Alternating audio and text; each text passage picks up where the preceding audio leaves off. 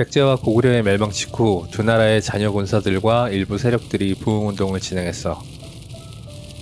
660년 지배층 분열로 정치적 혼란에 빠진 백제를 신라와 당의 나당연합군이 침공했고 최후의 사비성을 포위하자 의자왕은 항복했고 백제는 멸망했어. 하지만 그걸로 끝난 게 아니었어. 백제 땅이었던 이곳저곳에서 백제 부흥운동이 일어났어. 백제 부흥군은 의자왕의 사촌이자 귀족이었던 복신과 승려 도침을 중심으로 결집했어. 그리고 우호국이었던 외에 도움을 요청했지. 일본에 있던 백제 왕자 부여풍이 왜군과 함께 귀국하여 부흥군에 합류하면서 661년 웅진도독부를 포위하기도 하는 등 백제 부흥군이 나당연합군에 압박을 가했어. 그리고 주류성을 거점으로 백제 잔류 세력을 모아 힘을 키웠지. 백제는 다시 일어날 수 있을 것처럼 보였어. 하지만 이 혼란했던 상황 속에서 부흥군 내부에 갈등이 생기게 되었는데 복신이 도침을 죽이고 그 복신을 왕자 부여풍이 죽이면서 스스로 백제 재건의 힘이 약해지는 결과를 초래하고 말았어. 이에 663년 나당연합군이 주류성으로 진군했지. 8월 백강전투에서 백제 부흥군과 외에 4만 명의 원군이 나당연합군에 크게 패하고 말았어. 당시 외선 400척이 불타고 그 연기와 불꽃이 하늘과 바다를 붉게 물들일 정도였다고 해. 그리고 얼마 지나지 않아 백제 부흥군의 주류성은 함락되었고 부여풍은 고구려로 망명하였으며 백제 부흥운동의 또 다른 축이었던 장군 흑치상지와 그 휘하의 사타상여도 당에 투항했어. 심지어 이들은 항복 후 당나라 편에 서서 임존성 함락을 돕고 당에 가서 모관이 되었지. 이렇게 백제는 완전히 멸망했어. 그리고 고구려도 연개소문 사후 그의 아들들이 권력 다툼으로 혼란한 상황에서 나당연합군의 총 공세를 받아 668년 멸망하고 말았어. 당은 고구려 지배를 위해 평양에 안동도호부를 설치하고 장군 서린기와 당군을 주둔시켰어. 이쯤 신라는 멸망한 고구려와 백제의 군사적 요지에 지배권을 두고 당과 대립하고 있었는데 신라가 고구려의 부흥운동을 지원하여 당을 몰아내고자 했지. 이에 힘을 얻은 건모잠이 당시 인천 사야도에 피신해 있던 안승을 고구려 왕으로 추대하여 고구려 부흥운동을 시작했어. 하지만 당군이 군사적 압박을 하는 와중에 안승과 건모잠이 대립하게 되고 안승의 세력이 건모잠을 죽인 뒤 신라에 투항하며 고구려의 부흥운동도 실패하고 말았어.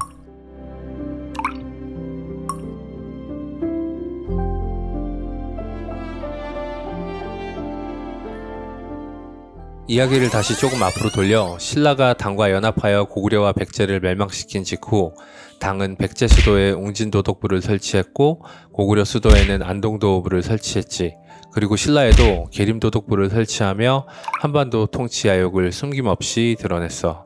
이에 대항하여 30대 문무왕의 신라는 바쁘게 움직이기 시작하는데 대당전투용으로 장창보병과 세뇌부대를 육성하고 각지에 산성을 쌓아 당과의 다가올 전투를 준비했어. 그리고 때마침 표번이 실크로드를 점령하여 당이 혼란한 틈을 타 고구려 부흥군과 합세하여 당을 선제 공격하며 나당전쟁이 시작되었지. 이때 당이 당에 복속된 말갈과 거란의 기병을 이용하여 신라를 침공하는데 이에 대응하여 준비한 장창보병과 세뇌부대가 빛을 발했어. 여러 차례 접전이 이루어지며 우열이 바뀌다 마침내 매소성에서 신라가 당에 크게 승리하게 되는데 이후 기벌포에서 퇴각하는 당군을 신라가 완전히 소탕하자 당은 안동도호부를 요동으로 옮기고 한반도 이남에서 철수하며 마침내 신라는 삼국통일을 이룩하게 되지.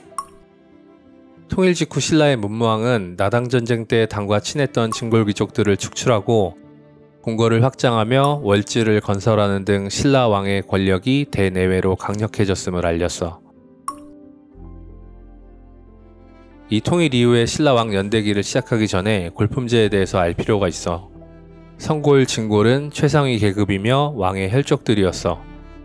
진성여왕까지는 성골만 왕을 하다가 진골 출신인 태종무열왕이 왕이 되면서 성골이 퇴색되어 본편의 통일신라 시기엔 진골과 육두품, 오두품, 사두품 그리고 평민으로 된 골품제를 시행하고 있었어. 이 골품제는 출생에 따라 오를 수 있는 벼슬의 한계를 명확히 정해놓은 제도였는데 신라 후기에 이르러 이 제도가 육두품 이하의 사람들에게 큰 반발을 일으키게 되지. 문무왕의 적장자인 31대 신문왕 제2기간에 이르러서는 통치제도를 다방면에서 정비하며 이 시기에 신라왕은 통일된 한반도의 왕으로서 그 명성을 떨치게 되지.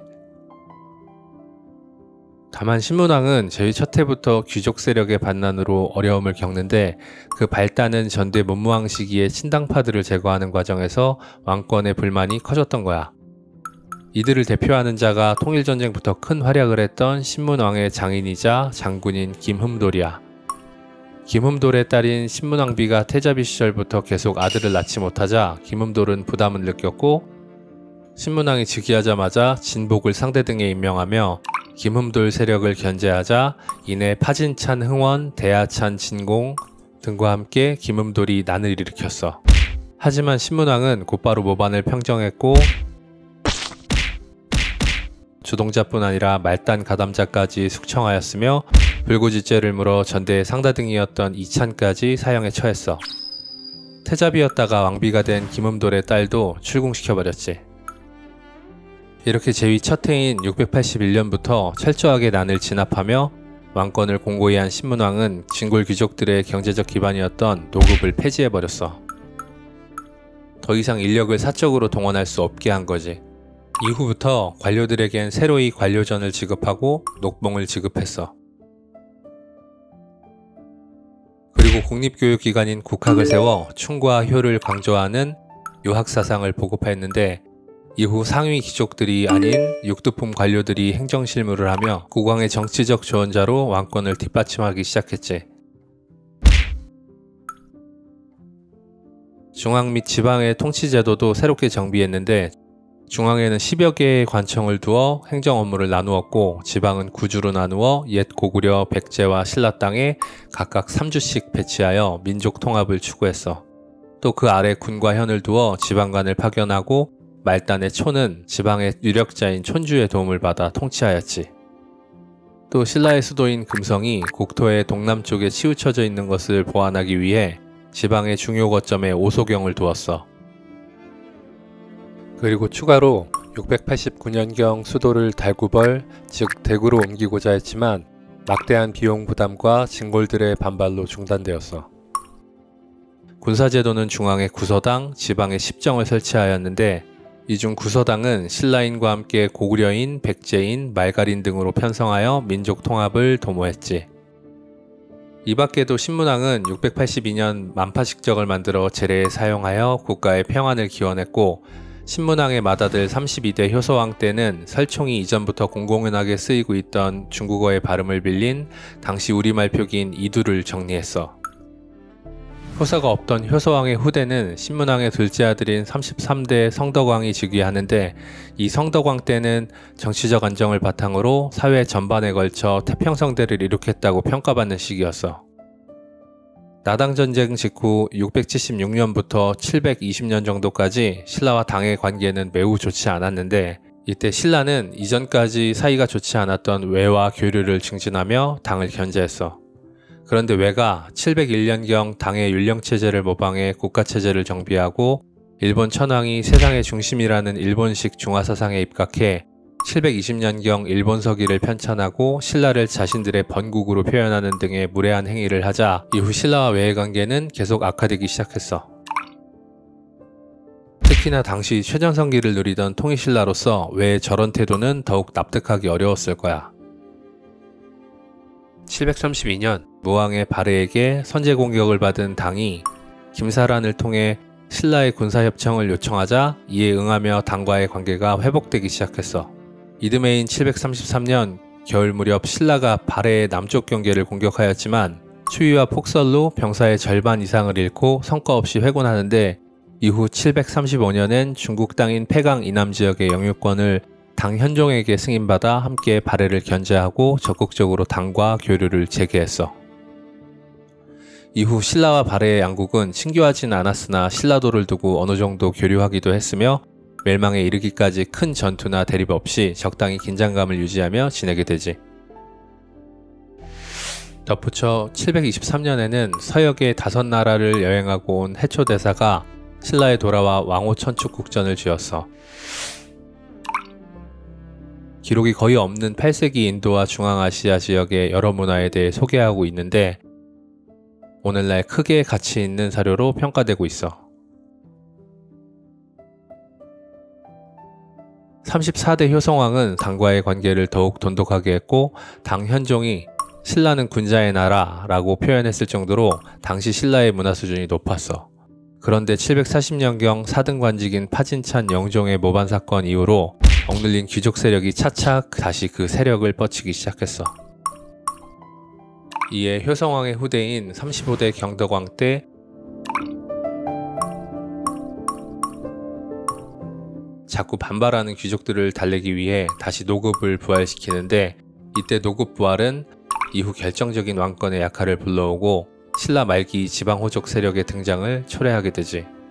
또 경덕왕은 행정체제를 정비해 주, 군, 현의 명칭을 중국식으로 다시 정리하고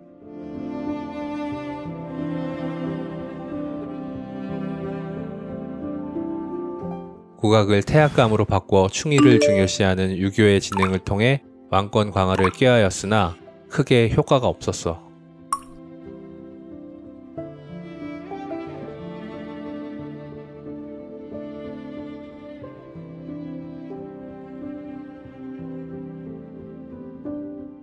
이와는 별개로 문화가 융성했는데 성덕왕을 기리기 위해 성덕대왕 신종을 만들기 시작했으며 진골귀족인 김대성을 통해 석굴암과 불국사를 창건했으며 다보탑과 석가탑을 만들었는데 석가탑 안에서 751년 무렵에 제작된 세계 최초의 목판 인쇄본 무구정광 대다라니 경을 발견하기도 했어.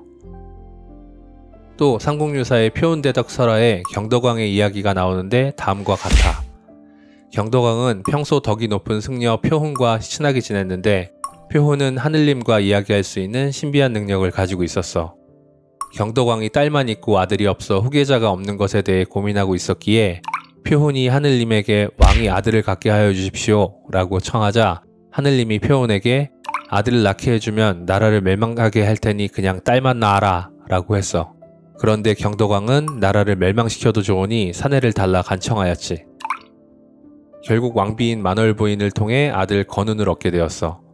건운은 본래 여자로 태어나야 할 아이였기에 비단주머니 차기를 좋아하고 궁녀들과 어울려 여자같이 행동했는데 이 건운이 바로 후대 36대 해공왕이 되었지.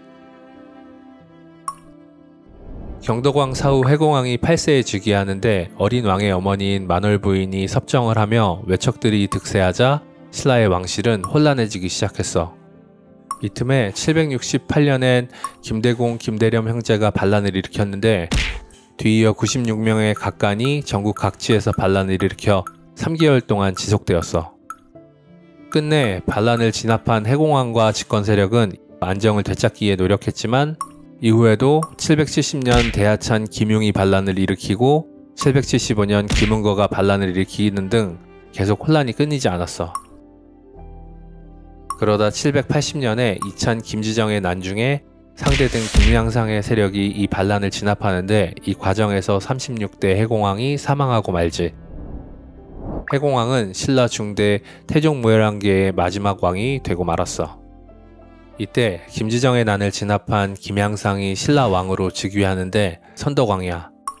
선덕왕은 뇌물마리간의 10대 손이었어. 이 선덕왕 때부터 150여 년 동안 왕이 20명이나 바뀌는 등 왕위 계승 분쟁과 귀족들의 권력 다툼이 심해졌어.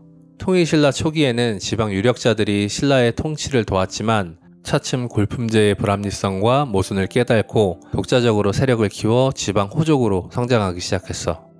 특히 육두품들은 지배층이었지만 골품제로 인해 고위간직 진출에 제한을 받고 장관, 장군, 주 도독 등 최고간직을 진골이 독차지하자 불만이 점점 커졌어.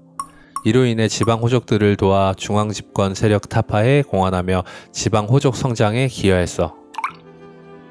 822년 41대 헌덕왕 14년엔 웅천주 도독 김원창이 장안이라는 새로운 국호를 내걸고 난을 일으키는데 지방의 여러 세력이 가담하여 전국 규모의 내란이 발생하기도 했어. 심지어는 청해진을 배경으로 군사력을 키운 해성왕이라 불리웠던 장보고도 846년경에 반란을 모의했다가 장군 염장에게 암살당하는 일도 있었지. 신라 말기에는 자연재해와 기근이 자주 발생했는데 이 와중에 중앙귀족과 사원이 주요 거대 경작지를 소유하며 소출을 독차지하고 있었어. 51대 진성여왕 때 중앙정부가 지방에 세금을 독촉하자 결국 농민들이 반란을 일으켰어.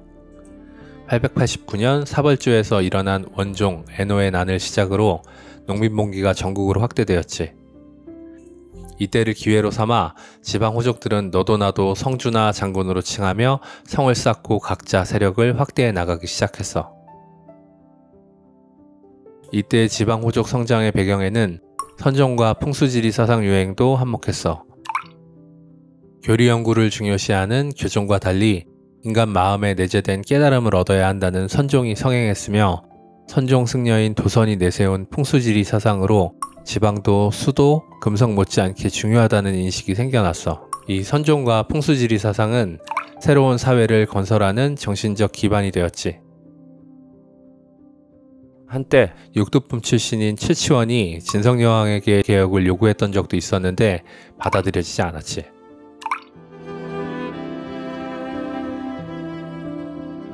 마침내 52대 효공왕 때 하나로 통일되었던 신라의 영토가 다시 나눠지게 되는데 지방 호족인 견훤이 900년 후백제를 세웠고 승려인 궁예가 901년 후고구려를 세워 한반도가 다시 삼국의 형태를 취하게 되지.